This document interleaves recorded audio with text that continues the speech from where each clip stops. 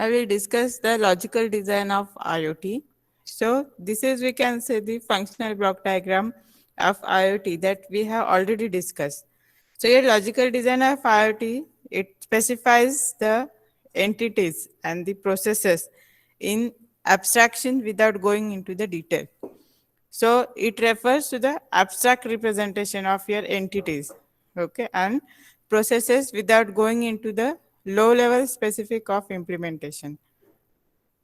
Again, we can say that your IoT system comprises number of functional blocks that provides the system capabilities for your identification, sensing, actuation, communication, and management.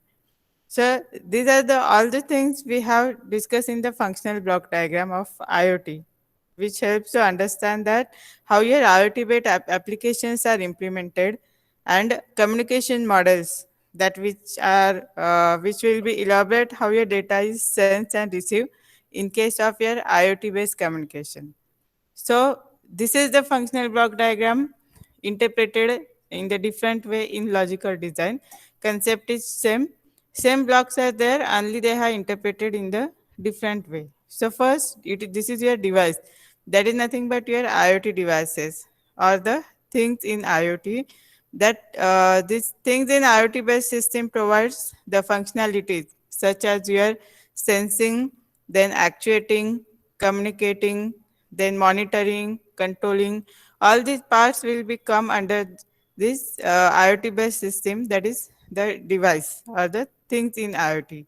So we can say that this is the actual hardware part of an IoT based system. Here you have your sensors or the any IoT device. Next, that is your communication. That is, this communication block handles the communication between your various devices and central nodes using various protocols that we have yesterday. We have discussed these things. That is the which protocols are used for the communication. Okay. Then services. Your IoT system uses numerous services for device controlling. What are the devices are there? IoT devices, controlling of that IoT devices, then device detection, then device monitoring, and device controlling. The number of points related to your devices. So this block will take care of that in your IoT system. Then next is the management. This provides various functionalities like turning off any LED. For example, that management will be there. Buzzer on or the alarm buzzering. Number of applications will be there. So this provides various functionalities, okay, of your IoT. So all such functions are governed by management block dictating which functions should be executed when it requires. So in general, we can say this will be manage your controlling or the any part that it has to manage in your IoT system. The next, this is also important part, that is the security. That your security manages your authorization, or you can say the authentication, integrity, and data security in your IoT system. So these parts will come in your security. That is, the security is the most important part of your IoT system because it requires the security. So your authentication, then your authorization should be done with the help of this security block. And the last one, that is the application. So IoT system manages various things, that is devices, and notifies user about any conditions or generates the results based on sense data. What are the data will be sensed? So depends on the result generated, that this will get notified with the help of this application block. So these applications are needed to represent such data that is relevant to the user, or your applications are also used to control and monitor such IoT system. Okay, so all these blocks we have already discussed in your functional block diagram, or the in your physical design also this part will be there. So we can say that this device, this part is nothing but your hardware of your IoT system. Then second, all this block, management, services, communication, security. We can call this as a business logic. And this is the front end of your IoT. So this is the functional block diagram of IoT. You can explain this under your logical design. All these things, what are the part is there, all the blocks are there that are same as your functional block of your IoT. Now this IoT,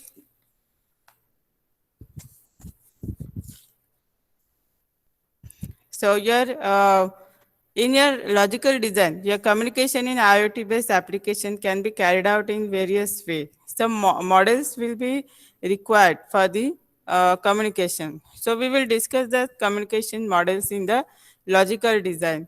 4 to 5 models are there which are used in your logical designs. So yesterday I told you one example, that is the publisher subscriber model. Okay, so that example yesterday I given. So that is, you have the publisher and you have the subscriber. For example, you have the YouTube channels. You need to subscribe that, and then you can see that YouTube channel sometime. So the publishers, they will publish that YouTube channel, and the subscriber, they will subscribe that, and then there is the communication in between publisher and subscriber. So this is a one type of model in your logical design. We will discuss that. We will discuss that all points. That is the first is request response communication model. All of you able to see the screen?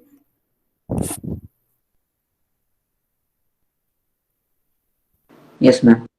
Okay. This is the first communication model, that is a request response model. Okay. So this request response model is a communication model in which you have the client and server and some resources. From that, your server has to take the data. So this is your client and server. So first your client sends request to the server. This is the request will be sent to the server. It requires some data. So according to that request, it will send a response to your clients. So first we can say that your client sends request to the server and server responds to the request. What are the request is there from your client? When the server receives the request from the client, it decides how to respond to that particular request, or how to fetch the data, how to retrieve the resources representation, and prepare the response and then send response to the client. So these are the resources. So from these resources, it will fetch the data. Sometimes it requires. Then it decides how to respond to your client. Then it also has to prepare the response according to the request, and then it will send response to the client. So we can call this as a stateless communication model. So each request response pair is independent of each other. So this is the one pair of your client server. This is the independent of your other request response pair. This is a one pair we can say. Okay. So if you have another one more request response pair, so that is not depend on this previous client server or the request response model. So they are all the independent models. So this is the first, just try to understand what is the request response. Your client send request to the server. Your server, when it receives the response, it receives the request, it send the response according to that.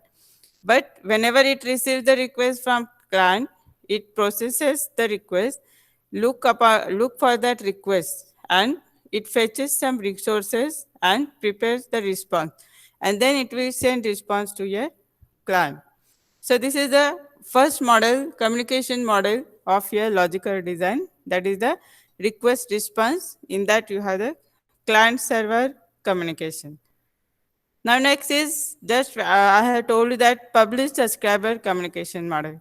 Now here we can say the three elements, key elements will be involved in this publish subscribe model. That is publishers, This is the publishers, broker, and then you have the consumers.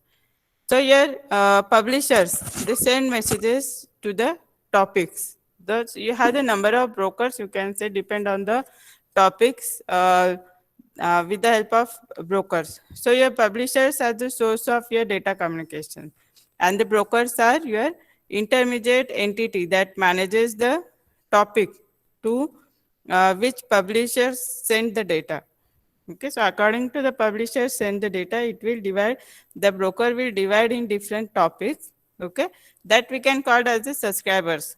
Topic 1, your subscribers, consumer 1, consumer 2. So your consumers are the users which read the messages from the topic maintained by the broker. So your broker maintain the topic and your consumer read the messages from the topics maintained by your brokers. Your publishers are not aware about the consumers. So your publisher is different and the consumers are different. In between, the broker is there, that intermediate brokers are there between publisher and consumer. So your publishers are not aware about the consumers. So on the reception of request from the client, the server categorize the type of request and they will determine what kind of data needs to be sent as a response. So once data is published to the topic, brokers send this message to all the consumers subscribed to the specific topic.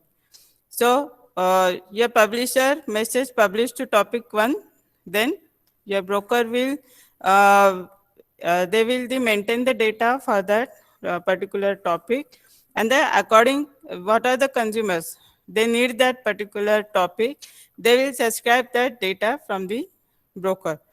So we can say that these are the three key elements of your publish subscribe model.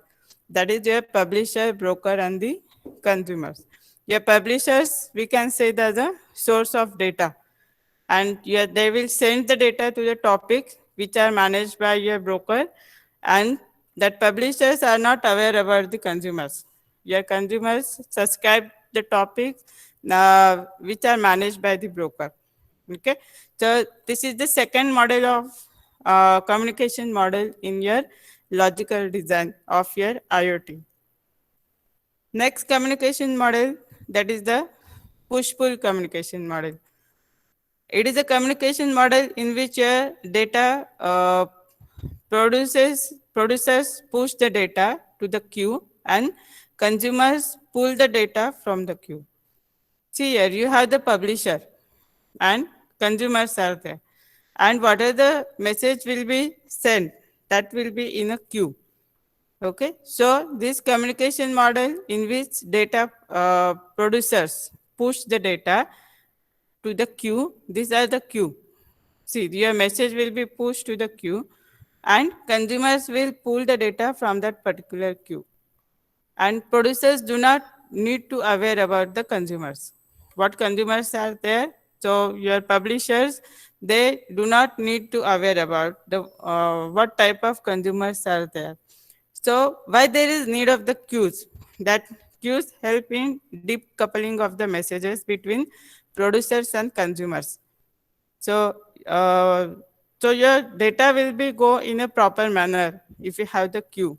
Okay, or we can also call it as a buffer. It acts as a buffer, which helps in situations when there is a mismatch between the rate at which producers push the data and the rate which consumers pull the data. So, if there any mismatch will happen in the messages, so that rate of your message sending from your publisher, it should be same as the rate at which your consumers are pulling the data from the queue. So this is the third model, that is the push-pull communication model in logical design of your IoT. You have to just remember all the concept of this and how that your data will be sent from the client to server or publishers to the consumers. In between your published subscribers, you have the brokers are there. So you have to just go to the concept of this all the communication models. So what will be there in that all the communication models? Okay.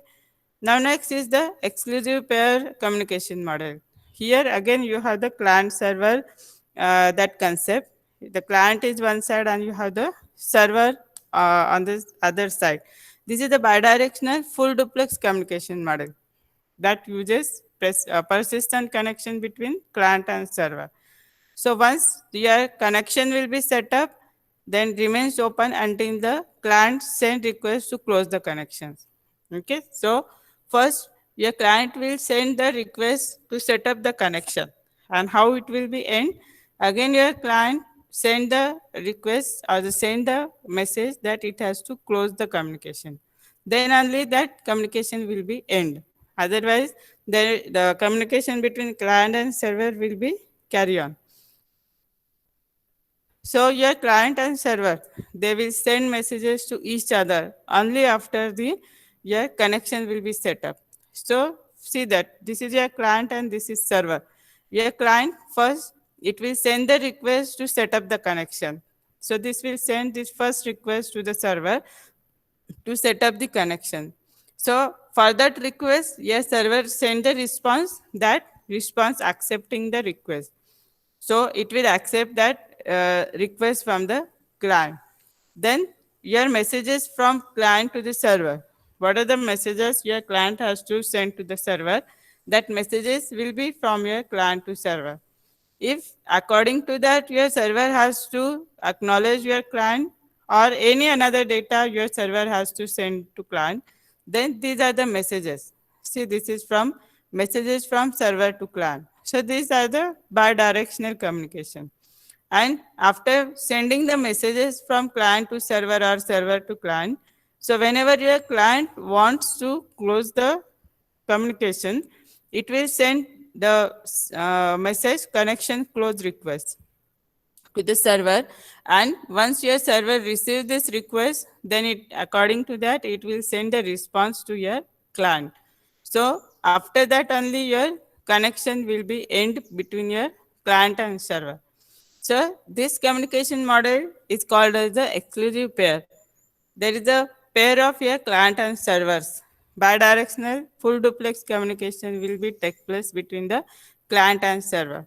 So very simple things, very simple communication models that you can easily understand.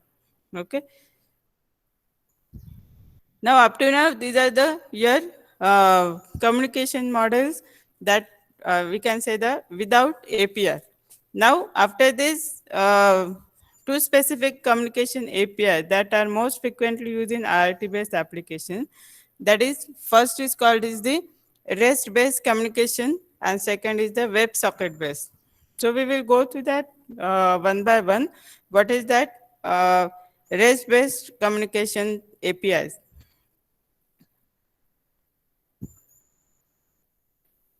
Actually, REST is a one type of protocol, okay, and web sockets are also the protocol.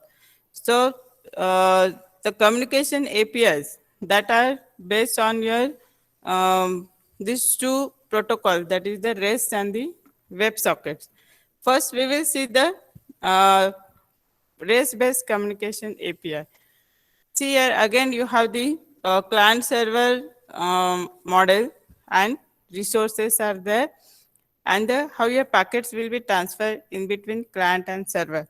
Okay, so HTTP client, your REST aware HTTP client is there, and server. This is the again RESTful web server is there. That is the authorization. In between the commands and payloads that it has to send with the help of the REST protocol.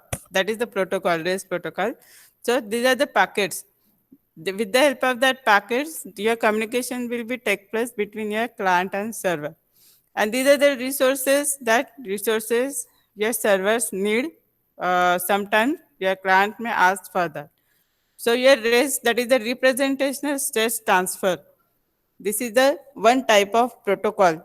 So is a set of architecture principles by which you can design your web services or web APIs that focus on the system's resources and how resource states are addressed and transferred.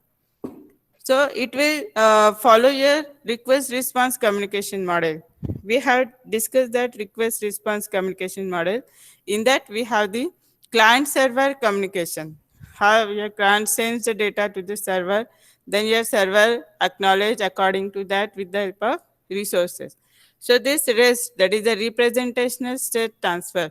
This follows your that request response communication model. So this architecture constraints are applied to the components, connectors, and data elements within a distributed hypermedia system. So just remember that this is the your communication API. So with the help of this packet, your API will be formed that do the communication between your HTTP client and your HTTP server. Okay. So we'll see the constraint, what constraint will be there in your this REST-based communication API. See here, that is your, we can say the request response communication model. You have the client and the server. Your client send the request to the server. According to that, again, server send the response. Again, your client send the request. Your server send the response to the client. So these are the your REST-based communication APIs constraint. First is the client server, then stateless. We can call these as the features also, constraint of that. Cacheable, layered system, uniform interface, code on demand. So these are the 6 constraints of your REST-based communication APIs. We'll see in short about what is meant by that client server, stateless, cacheable, layered system, uniform interface, and code on demand. So first we say that stateless means what? So here in REST communication, each request receives its own response and it is not related with any other request or reply. So I told you that your request response model, it is not dependent on another pair. It should be has its own request or its own responses. That means if you have one client, any server is assigned to that client, then the communication will be take place in between that two client and server only. So we can say that in this REST communication, each request receives its own response and it is not related with any another request or reply. So because of this, each request must clearly describe its requirement. That is the advantage of this, that your whatever the request is there, that request clearly describes what the requirement it has or what it should want actually, and specified it in the request itself. So it will specify what it needs, that client will specify in that particular request itself, as no data from the previous context is available in communication. Okay, so it is also not depend on your previous context also. So whatever the communication now take place in between client and server, that will be only with them only, we can say. So this is the concept that is stateless. It is not dependent on any another pair of your client server. Next constraint, that is client server. So this is the, we are discussed just now, that is client server communication distinguish works of each side and separates it clearly. So as client side, if you consider, your client side will not be bothered about the storage. What are the resources with your server, okay, or what data your server has.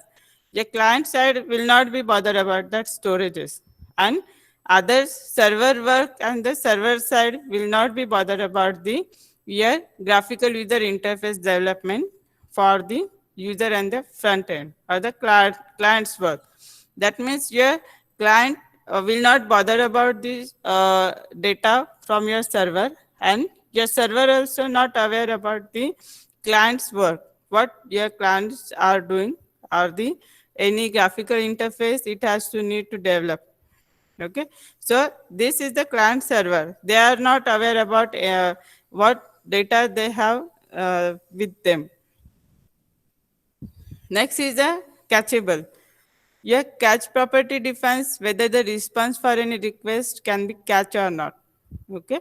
So if your catch feature is on, then data in the response is catch in client and is readily available for reuse for the next request. So this is the important that your catch should be on from your client side. Then only whatever the response will be coming from your server, that responses will be stored in that cache, and that responses what are coming from server that can be available for the reuse for the next request. So your response needs to be implicitly and explicitly labeled as catchable or non-catchable. So that response coming from your servers, that should be has the label whether that um, particular response is catchable or non-catchable. So this is the concept that catchable, that catch feature should be on the client side. Okay, so that client side use that data for the next request. This is the third constraint of this REST-based communication API. Now, next constraint is layered system. Your layered system defines the boundaries of the component within each specific layer only. Now, just take, for example, a client has a component and cannot tell whether it is connected to the server or any intermediate node or server. So we can say that your layered system, they will have the boundaries for the components. That should be, they cannot tell where that should be connected, that client as a component, whether it should be connected to the server or it should be connected to the any intermediate node or the any intermediate server. Okay, so that is the concept behind that, the we can call it as a layered system. Now next, that is the next constraint is the uniform interface. Uniform interface, this constraint specifies that the method of communication between again client and server should be uniform throughout the communication. For example, resources are identified by the URI in web-based system, which is uniform. That means you should have the we can say the uniform throughout communication between your client and server. So what is the data written by the server to the client has different format and is well understood by the client. So this is, we can say, the uniform interface. So what are the data written from your client, your server, your client should understand that format of that data, and that can stored with the help of with your client. So that is the uniform interface between server and client. And the last one, code on demand. This constraint provides the server facility of sending executable codes or script to the client. Code that we can say that word itself tells that that is nothing but any we can say the script or the codes, that is source code also you can say sometimes. So this constraint provides the server facility of sending executable codes or script to the client, although this constraint is optional and all the others are compulsory. So your REST